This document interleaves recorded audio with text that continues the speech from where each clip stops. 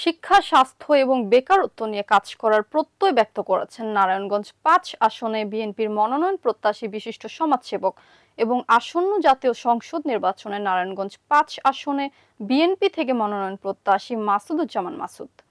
৫ October রোববার সকালে নারায়ণগঞ্জ ৩০০ শয্যা সরকারি হাসপাতালে ভর্তি থাকা ডেঙ্গু রোগীদের মাঝে ফলমূল বিতরণ এবং ফগার মেশিনের সাহায্যে মশক নিধন কার্যক্রম উদ্বোধন অনুষ্ঠানে প্রধান অতিথির বক্তব্যে তিনি এসব কথা বলেন। সুমন ইসলামের ক্যামেরায় সাইফুল্লাহ মাহমুদ টিটুর প্রতিবেদনে বিস্তারিত।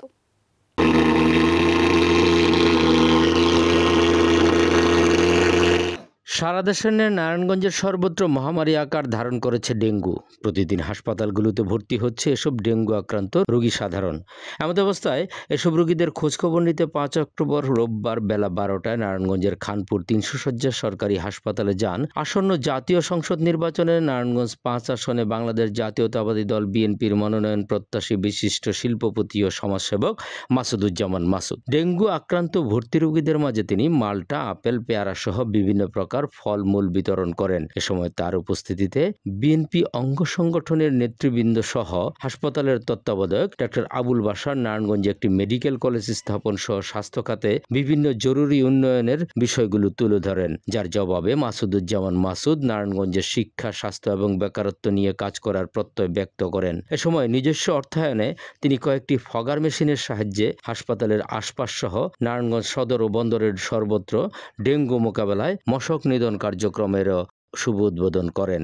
নাসিক ১২ নং ওয়ার্ডের সাবেক কাউন্সিলর শওকত হাশেম শকু, বিশিষ্ট ব্যবসায়ী শামীম আহমেদ সহ স্থানীয় বিএনপি ও অঙ্গ সংগঠনের নেতাকর্মী সমর্থক বৃন্দ এ সময় উপস্থিত ছিলেন।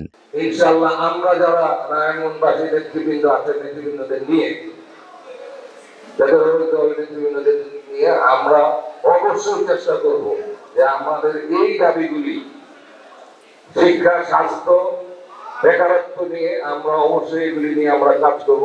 সেই চেষ্টা আমাদের থাকবে।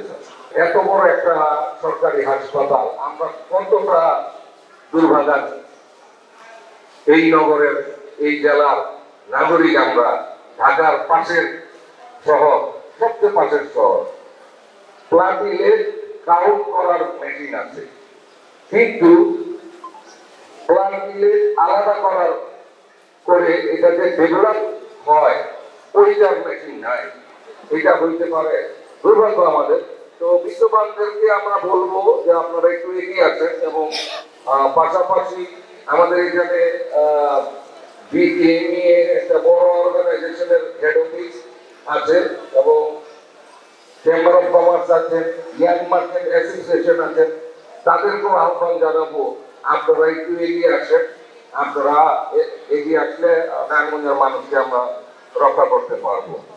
সাইফুল্লাহ মাহমুদ টিটু, NNTV, নারায়ণগঞ্জ।